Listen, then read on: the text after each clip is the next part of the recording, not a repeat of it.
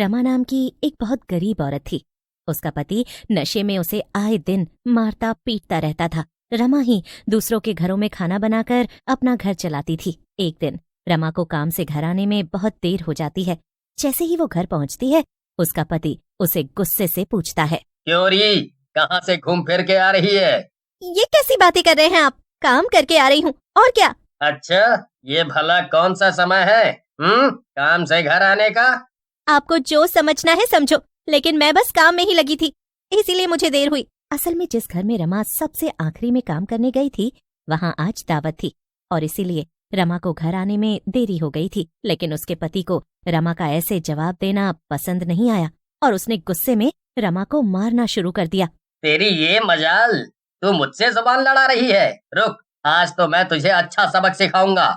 इतना कहकर उसने रमा को बहुत मारा और आखिर में घर से कहीं चला गया। रमा बहुत दुखी थी और बैठी रो रही थी। न जाने मैंने क्या पाप किए हैं जो मुझे ऐसा पति मिला है। ये कैसा जीवन है मेरा, इससे अच्छा तो मैं मर ही जाऊं।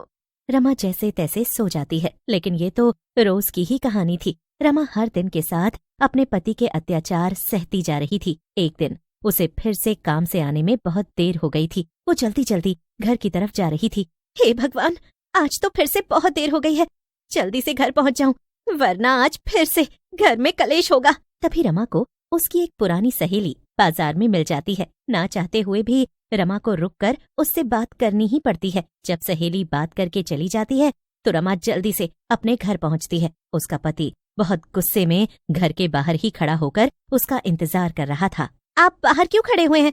मैं तो आ ही रही थी, लेकिन वो सीता है ना, वो मिल गई और उसने मुझे बातों में लगा लिया। ये मेरा घर है, कोई धर्मशाला नहीं कि यहाँ जब मन हो आओ और जब मन हो जाओ। चल, अब तुझे अंदर आने की कोई जरूरत नहीं है। तेरा मन घर से बाहर घूमने में लगता है ना, तो आज तू बाहर ही घूम। इतना बोलकर रमा का पति धक्के मारकर उसे घर से बाहर निकाल देता है। आसपास के लोग ये तमाशा देखकर हंस रहे थे। मैं आपसे विनती करती हूँ, दरवाजा खोल दीजिए, मुझे अंदर आने दीजिए, लोग देख रहे हैं और मजाक बना रहे हैं। रमा के लाख विनती करने के बाद भी उसके पति ने दरवाजा नहीं खोला। आखिर में रमा हार मानकर वहाँ से चल पड़ी। मैं चली तो आई हूँ, लेकिन इतनी रात को जाऊंगी कहाँ? कुछ भी समझ में नहीं आ रहा है। ऐसे रात भर भटक भी तो नहीं सकती हूँ ना।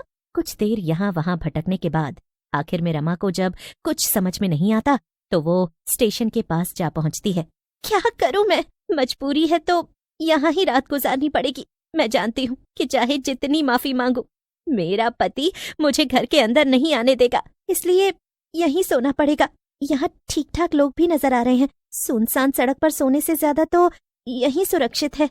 खुद के मन को अपनी ही बातों से बहलाने के बाद रमा स्टेशन के अंदर चली गई। चिंता के मारे उसे नींद ही नहीं आ रही थी। तभी उसे एक बच्चे के रोने की आवाज सुनाई दी। बच्चे को रोता देखकर रमा का ध्यान उसकी हालत पर गया। वो अपनी माँ के साथ बैठा था और उन दोनों ने प्लेटफॉर्म के बगल में ही अपनी झोपड़ी बना रखी थी।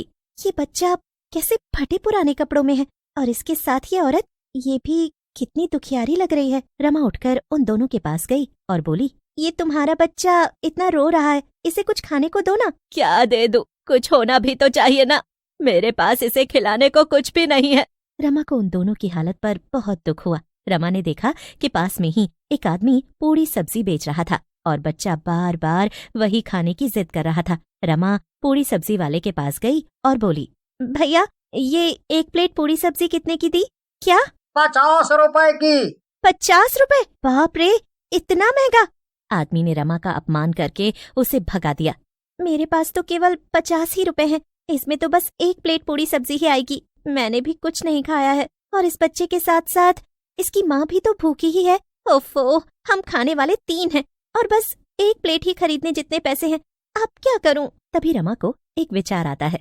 वो जल्दी से जाकर पास से ही सब्जी और 1 किलो आटा खरीद कर लाती है।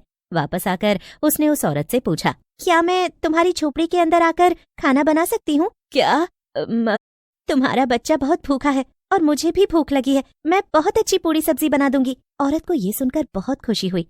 उसने खुशी खुशी रमा को पूरी सब्जी बनाने दी। थोड़ी ही देर में रमा की स्वादिष्ट पूरी सब्जी बनकर तैयार हो गई। ये लो बेटा, खाना खा लो। वो बच्चा मोनू बहुत प्यार से अपनी माँ के साथ पूरी सब्जी खाता है। रमा को भी आज बहुत अच्छा लग रहा था। आपका बहुत बहुत धन्यवाद, आपने हम दोनों पर बहुत एहसान किया। अगली सुबह वो घर गई। कल मुही औरत, रात भर कहाँ थी? वो मैं जब आपने मुझे घर से निकाल दिया तो मैं स्टेशन चली गई थी और फिर मैं वहीं पर ही सो गई थी। रमा चुपचाप घर के अंदर चली जाती है और नाश्ता बनाकर अपने पति को दे देती है। जैसे ही उसका पति नाश्ता कर लेता है, रमा उससे कहती है, सुनिए, मैंने एक फैसला लिया है। रमा की ये बात सुनकर उसका पति जोर जोर से हंसने लगता है। मैंने सोचा है कि दिन में मैं लोगों के घरों में खाना बनाने का काम करूंगी और रात में स्टेशन पर दूसरों से कम दामों पर पूरी सब्जी बेचूंगी। कल मैंने एक माँ बेटे को पूरी बनाकर खिलाई, उन्हें वो बहुत अच्छी लगी। रमा को लगा था कि उसका पति कम से कम इसमें तो उसका साथ देगा ही, मगर साथ देना तो दूर की बात थी। उसके पति को उसकी बातें सुनकर गुस्सा आ जाता है। इस बार उसने फैसला कर लिया था कि चाहे कुछ भी हो, वो स्टेशन पर पूरी सब्जी जरूर बेचेगी और गरीबों के लिए कुछ करेगी। बस बहुत हो गया, अगर तुमने मुझे रात में पूरी सब्जी बेचने जाने नहीं दिया तो मैं दिन में भी काम करना बंद कर दूंगी। रमा की ये बात सुनकर उसका पति एकदम चुप हो जाता है। उसे भी डर था कि अगर रमा ने दिन में काम करना बंद कर दिया तो वो ना तो शराब पी पाएगा और ना ही उसे कुछ खाने को मिलेगा। फिर क्या था, पहले तो रमा दिन में घरों में काम करती है और फिर रात में वो पहले ही अपने घर पर पूरी सब्जी बना लेती है और इसके बाद पूरी सब्जी लेकर वो स्टेशन पहुंच जाती है। ले लो, कम दामों में पूरी सब्जी ले लो, सिर्फ 10 रुपए की प्लेट। 10 रुपए सुनकर कई गरीब लोग रमा की दुकान पर आ जाते हैं और उसकी पूरी सब्जी खाने लगते हैं। 2 दिनों तक ऐसे ही चलता है, लेकिन रमा का पति अंदर ही अंदर रमा से कुढ़ रहा था। एक रात जब रमा स्टेशन पर पूरी सब्जी बेच रही थी, उसका पति नशे में घर पर पड़ा हुआ था। रमा का पति नशे की हालत में रमा को ढूंढने निकल जाता है। उधर रमा पूरी सब्जी बेचकर वापस लौट रही थी और सड़क एकदम सुनसान थी। तभी उसकी नजर अपने पति पर पड़ती है। अरे आप यहाँ? पति रमा का गला दबाने लगता है। आ, छोड़ दो मुझे, क्यों मार रहे हो? और उसे गला दबाकर मार देता है। रमा को मारने के बाद उसका पति वापस घर चला जाता है और सुकून से सो जाता है। लेकिन उधर रमा एक चुड़ैल में बदल गई थी।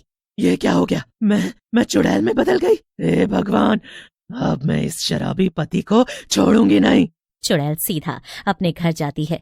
जब वो देखती है कि उसका पति उसे मारने के बाद घोड़े बेचकर सो गया, तब उसे और ज्यादा गुस्सा आ जाता है और वो तुरंत उसे जान से मार देती है। चुड़ैल स्टेशन जा पहुंची और पूरी सब्जी बनाने में लग गई। एक चुड़ैल को स्टेशन पर पूरी सब्जी बनाते और बेचते देख वहां के लोग दंग रह गए।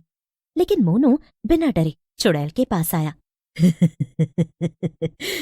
तूने मुझे पहचान लिया मोनू? मोनू के पीछे से उसकी माँ भी आ गई और उसने भी चुड़ैल को पहचान लिया। चुड़ैल ने अपनी सारी कहानी मोनू और उसकी माँ को बताई। हे भगवान, ये तो बड़ा अनर्थ हो गया, अब तुम क्या करोगी? कुछ नहीं, मैं पहले की तरह ही रोज यहाँ आऊंगी और लोगों को कम दाम पर पूरी सब्जी बेचूंगी, क्योंकि यही करने से मुझे सच्ची खुशी मिलती है। मगर लोग तुमसे डर रहे हैं, वो पूरी सब्जी कैसे लेंगे? तभी मोनू 2-3 प्लेट पूरी सब्जी लेकर भाग भाग कर सबके पास ले जाता है। जब लोग मोनू को पूरी सब्जी बेचते देखते हैं तो उनका डर कुछ कम हो जाता है। वो आगे आकर चुड़ैल से उसकी 10 रुपए की पूरी सब्जी खरीदते हैं और खाने के बाद तो उनका डर बिल्कुल ही खत्म हो जाता है। चुड़ैल रोज की तरह आज भी पूरी सब्जी बेचती है। मुझे तो यकीन ही नहीं हो रहा है, इतने सारे लोग बिना डरे पूरी सब्जी लेने आए। बस अब यही मेरा मकसद है, मैं रोज ऐसे ही लोगों को कम पैसे पर पूरी सब्जी दूंगी। मेरा जीवन तो वैसे भी बहुत बुरा था, अच्छा ही हुआ जो मैं मर गई, अब मैं सबके काम आऊंगी। चुड़ैल का ये फैसला सुनकर मोनू और उसकी माँ भी बहुत खुश होते हैं। फिर क्या था, जगह जगह से लोग चुड़ैल की पूरी सब्जी खाने आने लगे।